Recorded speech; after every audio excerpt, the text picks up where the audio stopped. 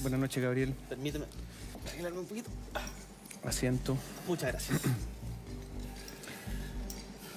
Descarto de plano ser un candidato del Frente Amplio, independiente de los requisitos formales. Creo que no tengo la experiencia suficiente y me falta aprender mucho. Creo que es bueno partir reconociendo las limitaciones propias. A mí me falta mucho por aprender. 3 veces en una entrevista repitió que no iba a ser candidato porque no tenía experiencia suficiente, casi bíblico, 3 veces. 6 meses después, proclamado candidato por Convergencia Social, 1 año después candidato de todo el conglomerado. ¿Por qué puede decir ahora que tiene experiencia si hace poco tiempo decía que no tenía ninguna? Experiencia tengo mucha experiencia, pero respecto a esa pregunta en particular, Tomás, mira, yo creo que es de muy mal gusto el andar candidateándose solo sin que nadie se lo pidan. Y la verdad no era algo que yo esperaba, ni que estuviera planeando, ni tratando de avanzar y ganar espacio. Se dio una serie de circunstancias en nuestro conglomerado, en donde había que tomar una decisión que era difícil. Recuerdo que antes de la elección de primarias, a muchos al Frente Amplio nos daban por muertos. Y en los momentos difíciles es donde yo creo que hay que poner el liderazgo en juego. Y por lo tanto me puse a disposición de, ante la solicitud de mi partido Convergencia Social, de llevar adelante ese proceso. Y por último, respecto a las experiencias. Yo tengo experiencia en varias dimensiones, pero para poder ser presidente de la República se requiere además un liderazgo colectivo que recoja esas experiencias que no son solamente individuales. Pero Gabriel, lo que no se entiende es que se dice que no tiene experiencia y ahora resulta que dice que sí tiene experiencia. Yo creo que es una cuestión en permanente aprendizaje y construcción. ¿En 1 año? ¿En 6 meses? Porque se demoró 6 meses. Es que en ese momento nadie me había planteado siquiera, más allá de preguntas periodísticas, la posibilidad de encarar un desafío de esas características, y yo no lo tenía tampoco como un plan vital. Una cosa es que se lo pidan, otra cosa es el plan vital y otra cosa es que la tengan. No, porque cuando se construyen las condiciones colectivas para poder encabezar un proyecto de estas características, como lo que hemos hecho en Apruebo Dignidad, me parece que se puede avanzar en esa dirección, y eso es lo que nosotros hemos hecho de manera responsable. ¿6 meses? En más que 6 meses. Es curso rápido, ¿eh? A ver, usted nunca, y esto se comenta mucho, nunca ha sido empleado. No es cierto. No, pero empleado con una larga trayectoria, nunca ha pagado un sueldo, nunca ha reunido dinero para pagar impuestos, a menos, salvo los impuestos que le proporciona su cargo como diputado. Nunca ha pagado una deuda, reunido dinero para pagar una deuda. Estas experiencias vitales no son fundamentales para gobernar. Mira, Tomás, para entender lo que hay que hacer, ¿no? Este gobierno, cuando llegó, nos dijo que iba a ser el gobierno de los mejores, de los con más postítulos, con más experiencias, y la verdad es que los resultados que hemos visto son desastrosos. Acá esto no depende de la condición particular de una sola persona. Nosotros reunimos nuestro proyecto un sinfín de experiencias colectivas y de luchas colectivas del pueblo de Chile que creo que le han hecho sentido a la gente, y por eso me permiten estar a mí hoy día conversando contigo. Porque el haber ganado la primaria, como la ganamos, con 1.700.000 personas participando, no es que la gente diga vamos a dar un salto al vacío. Es que confían también en las capacidades que hemos demostrado a lo largo de nuestra trayectoria. Pero estas experiencias son importantes, ¿o hay que desecharlas? No hay que desecharlas. Por eso no se tienen, por eso pregunto. Pero es que no es o la una o la otra. Puede ser también una síntesis de las cosas. Y en nuestro comando y en nuestro equipo hay mucha gente con muchísimas experiencias, gente que ha levantado pymes, gente que ha sido parte de luchas socioambientales, gente que ha sido funcionario público. Gabriel, y de esas experiencias todos nos nutrimos. A mí me interesa beber de todas las experiencias para poder aprender, Gabriel, y hacerlo lo mejor posible. Hablemos de economía. ¿Usted sabe, por ejemplo, cuál es el nivel de ahorro en este momento del país? Por supuesto. ¿Cuánto es? Por supuesto. Hoy día el nivel de deuda se debiera consolidar. No, el de ahorro. El nivel de deuda se debiera consolidar en el orden de los 37,5 puntos del producto aproximadamente. ¿El de ahorro? El de ahorro en este momento no tengo el dato en la cabeza, pero lo puedo... ¿De inversión en qué sentido? ¿Cuál es la inversión en este momento del país? Hay diferentes maneras de medir la inversión. ¿Sabe cuánto de la inversión corresponde o del ahorro corresponde a las AFP? Sí, por supuesto. ¿Cuánto es? Era del orden de... No recuerdo la cifra exacta en ese momento. Son 7 puntos. 7 puntos del PIB, son 7 puntos del PIB. Cada punto del PIB son 2.800 millones de dólares. Pero es que, Tomás, preguntémonos los dos y yo te respondo. No, es que es para llegar a un resultado. ¿Cuánto cree usted que va a resolver? Tomás, si tú me haces una pregunta, me das tiempo para responderla y yo te escucho la pregunta y te respondo. Cada punto del PIB son 2.800 millones de dólares aproximadamente.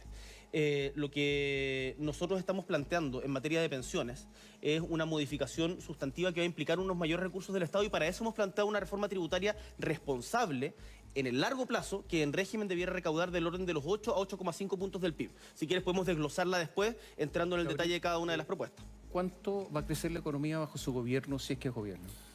Mira, yo no tengo una bola de cristal, pero tengo absolutamente claro de que el crecimiento es tremendamente importante para poder distribuir de mejor manera la riqueza. Nosotros esperamos retomar ritmos de crecimiento como, ojalá, los que se tuvieron en la década de los 90, pero desde otro modelo de desarrollo. En la década de los 90... ¿Cuánto, Gabriel? Es que no te puedo dar una cifra exacta porque me vas a jugar después con esa vara y son demasiadas las circunstancias que determinan cuánto se crece o no. Con un cobre a 3,5...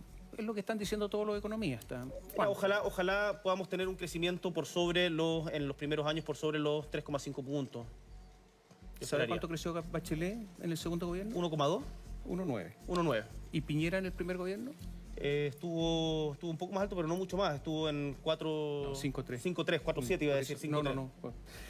A ver, ¿están ustedes proponiendo subir el impuesto a las personas? No. No a las empresas, a las personas.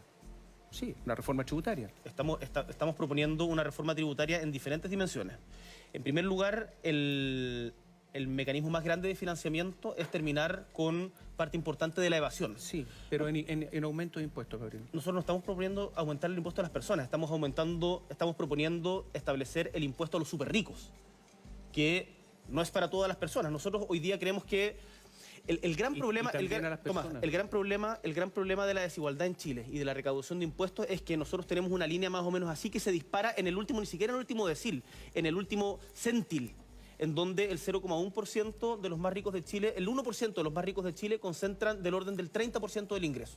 Por lo tanto, si nosotros queremos hacer una reforma pensado en las personas, tenemos que apuntar justamente a ese 1%, porque hoy día el nivel de deuda, el nivel de deuda de las familias chilenas es del orden del 70% de su salario. Con el 1% no llega a recaudar un 8% más, pero si 8 puntos más, como están proponiendo. No, es que Tomás, yo no estoy proponiendo recaudar un 8 puntos más. Sí. Tomás, yo no estoy proponiendo recaudar un 8 puntos más a partir solamente del impuesto al 1% más rico. Estamos proponiendo aumentar el royalty porque la mayoría de los contratos de invariabilidad tributaria vencen de aquí al 2023. Y ahí estamos pensando del orden de los 2 puntos del PIB de recaudación en régimen. Estamos pensando en disminuir la evasión que se calcula, según el Servicio de Impuestos Internos, en el orden de los 7 puntos del PIB, disminuirla a la mitad. Para eso se requiere fortalecer... No, pero es que es importante. Para eso se requiere fortalecer el Servicio de Impuestos Internos. Eso lo han propuesto todos los gobiernos y no ha pasado. Tomás, es que me parece importante. Tú hiciste una aseveración que no es cierta, que nosotros queríamos recaudar 8 puntos a partir de los impuestos al 1%. Eso no es así. No, yo no Nosotros dije, tenemos no una dije batería... que además iban a subir los impuestos si hay una reforma tributaria pendiente. Bueno, pero pasemos a otro tema. Mira, hay algo muy importante. Ustedes han abogado porque la economía cambie y sea una economía productiva, que la gente gane y que haya agregación de valor. Su padre vendió por trato directo un terreno al fisco para viviendas sociales en Punta Arenas. Y ese terreno era también de propiedad de un militante de la democracia cristiana, Juan Morano. Cuando Morano era alcalde de Punta Arenas, cambió el uso de suelo de agrícola residencial y en una negociación directa se le vendió al serbio este predio. Pasó de costaba 5 millones de pesos aproximadamente el avalúo fiscal y se vendió en 1.340 millones de pesos. Posteriormente, en algún momento la Contraloría objetó esto y después lo aceptó, se dio vuelta a la Contraloría.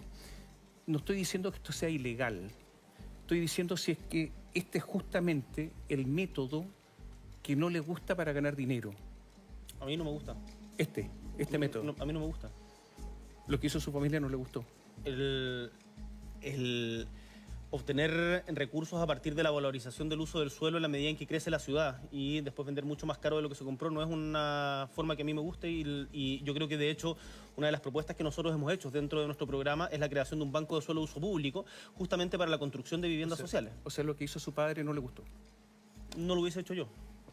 Vamos a hacer un pequeño alto. Por favor. Yo quiero saber si usted va a estar con la acusación constitucional contra Sebastián Piñera. ¿Se va a votar a favor o en contra? Volvemos en un instante. A ver, Gabriel, Piñera, acusación constitucional, ¿a favor o en contra?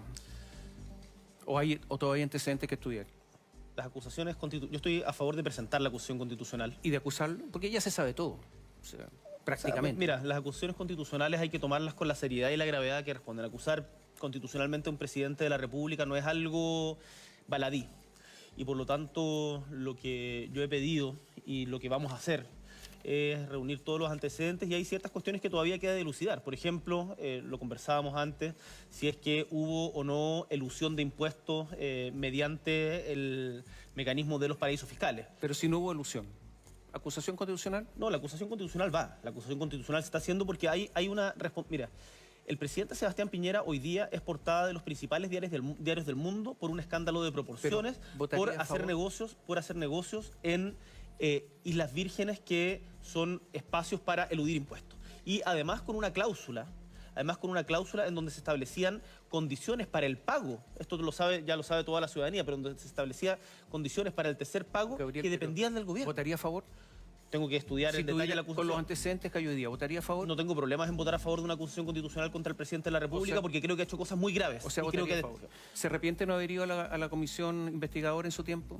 No fue ni siquiera una sesión. La comisión investigadora de Domingas, las comisiones investigadoras son comisiones extraordinarias, y se daba el hecho de que justo eran los días lunes en donde a mí me tocaba estar en Magallanes. Ahora nosotros estudiamos en detalle el informe, me junté con la comunidad de Punta de Choros, con el movimiento que ha defendido hoy día en La Higuera. Estuve en La Higuera, nos juntamos en ese momento también con las diferentes organizaciones que estaban levantando aquello, y en función de eso me formé la convicción para votar favorablemente el informe. Pero no fue a la comisión. A esa comisión no.